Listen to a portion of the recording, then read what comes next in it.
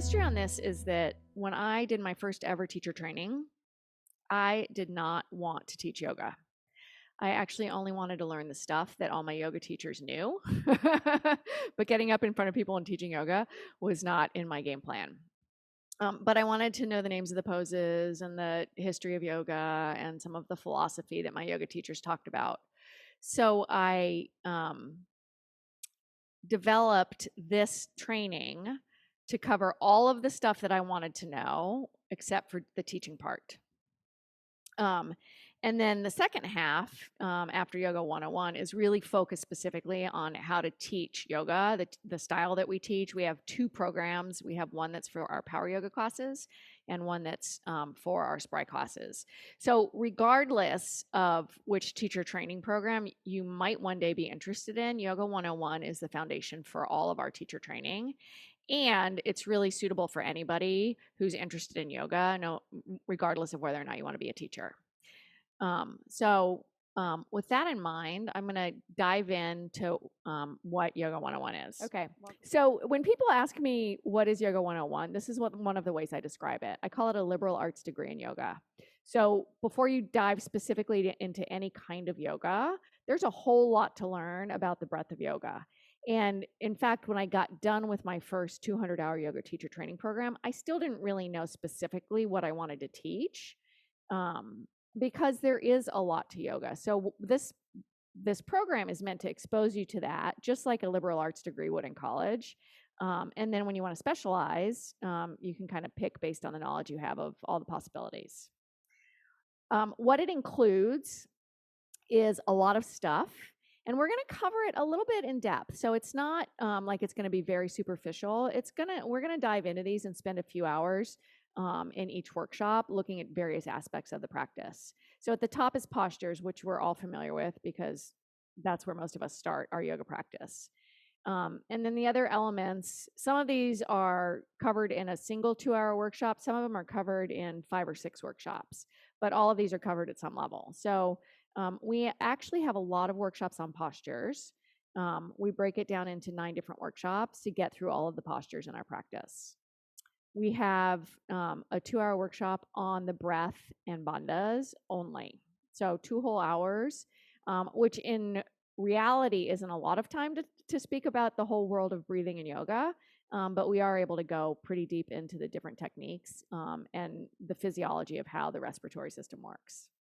We'll also cover meditation, philosophy, which is one of my favorite parts of this program, history, ethics, physiology, and anatomy.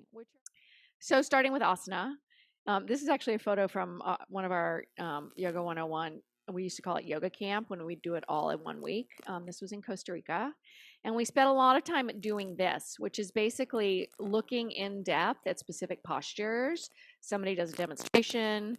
The teachers take the time to explain the alignment, the actual muscular action in the poses, the name of the pose in Sanskrit, ways to adapt it, contraindications, all of the things that you would think you might want to know if you were going to teach yoga, but also if you want to practice it in your own body for the long term. And we break it down into different series. So like I said, there's about 9 different workshops on the postures. And we'll also use the book Journey into Power by our teacher Baron Baptiste as that's really our manual for the postures, in addition to a manual that you get when you do each of the workshops. In terms of anatomy, we have 3 workshops, 2 hours each, that cover anatomy and physiology. The first one we call Intro to Anatomy for Yogis. And it's stuff that I'm a little bit embarrassed to say I didn't really know very much about until I did my yoga teacher training. I didn't actually ever take anatomy when I was in college. So it's the names of all the muscles, the names of all the bones. It's how muscles work. It's how tendons work, how ligaments work, basically how your body moves and how it's all connected together, which is pretty important if you're using your body in the way that we do in yoga. And I've learned a lot from experience, both as a teacher and as a student, and honestly from my own injuries as well. So we'll kind of get an overview so that we're all speaking the same language. And then we do 2 really in-depth workshops where we break down the major joints. So one of them is on the shoulders and spine, and the other is on the hips and knees. The book that we're going to use when we cover this, if you choose to go that in depth, is called The Science of Yoga. It's a relatively new book. It came out in 2019, and this will be my first time using it for teacher training. I got a copy of it a little while back, and it's a lovely book because it's got a lot of in-depth diagrams, and it's very specific to yoga. So you can, for example, look up a pose and see exactly what muscle action is used in that pose. So it's a really great resource. We also do some video work with a guy named Paul Grilly. For meditation, it's an introduction.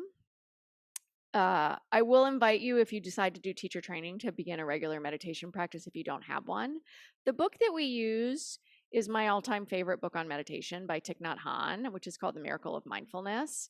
It's a short introduction to really the practice of mindfulness, which is what most of us in the Western world are drawn to and find most accessible in the whole breadth and depth of meditation.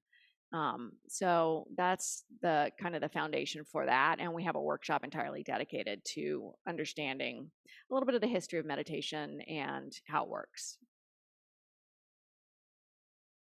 We're also going to talk about Baptiste methodology.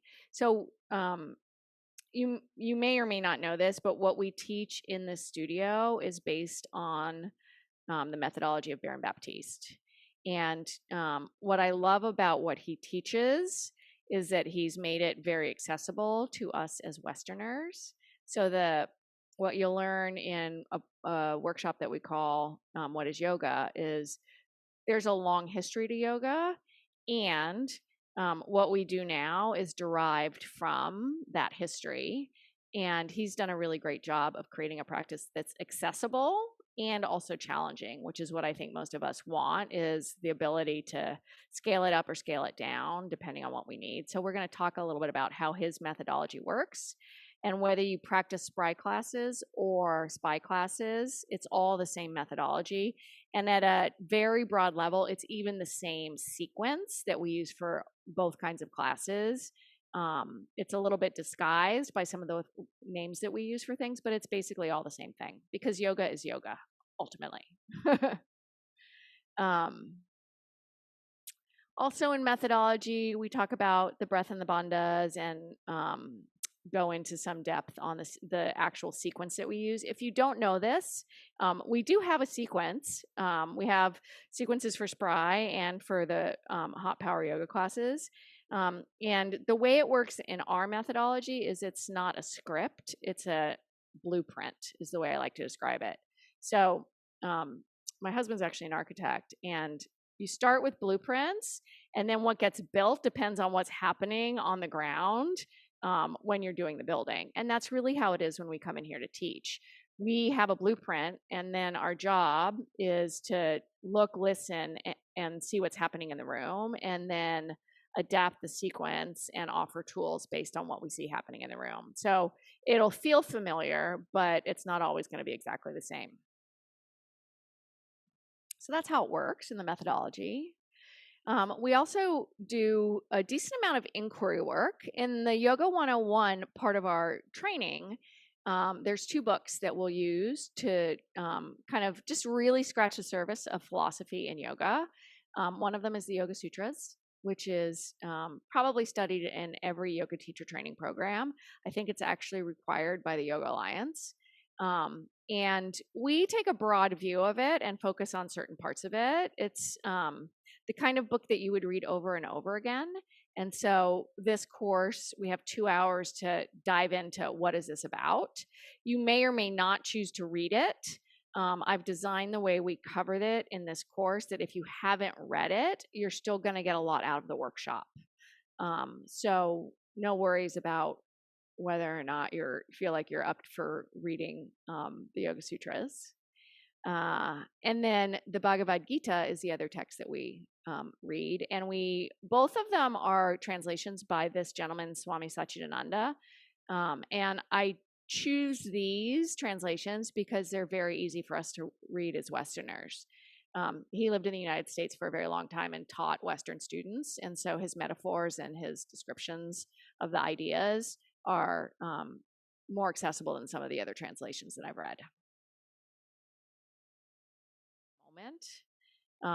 This practice that we've been teaching at Savannah Power Yoga for the last 10 years, we've taught thousands of people, and it's accessible and it's transformational. If you practice 3 to 5 times a week, it'll change your life. And you don't have to put your feet behind your head.